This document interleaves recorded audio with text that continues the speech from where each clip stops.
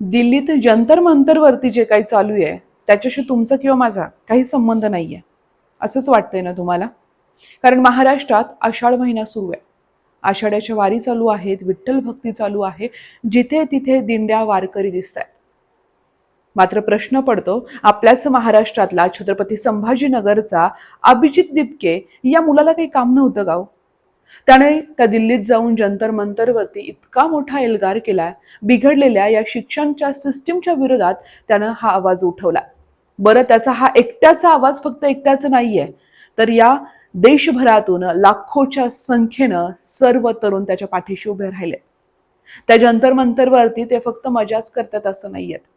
तिथे बेदम मारही खातायत. तिथे त्यांना कशा कशा पद्धतीनं ट्रोलही केलं जातंय. पाऊस पडतोय, अनेक गोष्टी घडतायत. मात्र ही तरुण मंडळी मागे हटत नाहीयेत.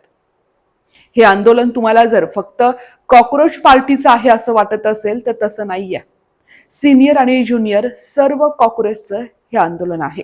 प्रत्येकाच्या मनामध्ये एक रोष आहे. या ठिकाणची न्याय व्यवस्था हुकुमशहासारखं वागतीये आणि याच्याच विरोधात आता या सर्व तरुण पिढीनं आवाज उठवला. त्यांचा हा आवाज त्याला आणखी बळ देण्याचं काम तुमचं आमचं आहे. तुम्ही दिल्लीत जाऊ शकला नाहीत, काही हरकत नाहीये. तुम्ही घरात आहात तरी काही हरकत नाहीये. तुमच्या हातात सोशल मीडिया आहे, त्यावरती तुम्ही बोलू शकता, समर्थन करू शकता आणि तुमच्या पद्धतीने लिहू शकता.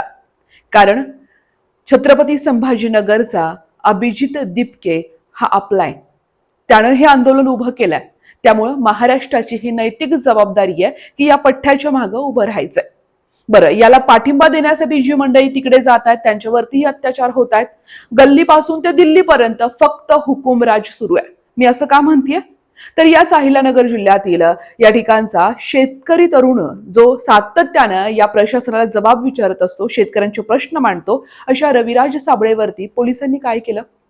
त्या रविराज साबळेच्या दारात पोलीस सकाळी 6 वाजता उठून गेले. अगदी त्या पोलीस अधिकाऱ्यांनी आंघोळ देखील केली नसेल, कारण आदल्याच दिवशी संपूर्ण दिवस या साबळेला त्यांनी पोलीस स्टेशनमध्ये ठेवलं होतं.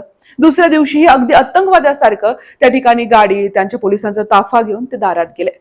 एखाद्या तरुणाच्या दारात जाऊन त्याला अशा पद्धतीने भयभीत करणं, त्याच्या कुटुंबियांसमोर त्याला अटक करणं, ही हुकुमशाही नाही तर काय?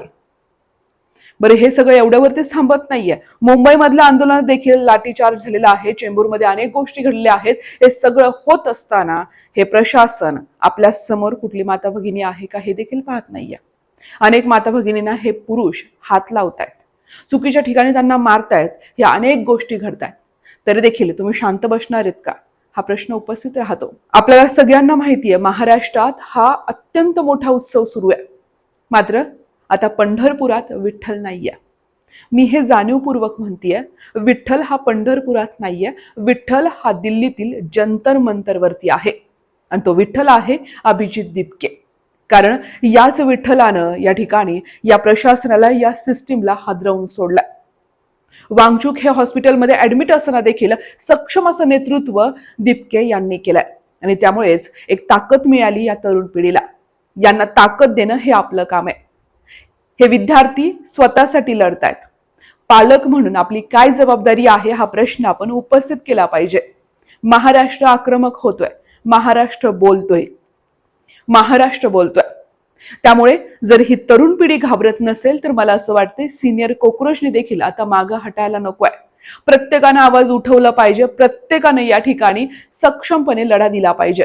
कारण ही क्रांती होतीये आणि ही क्रांती होत असताना प्रत्येकानं आवाज बनणं महत्वाचं आहे.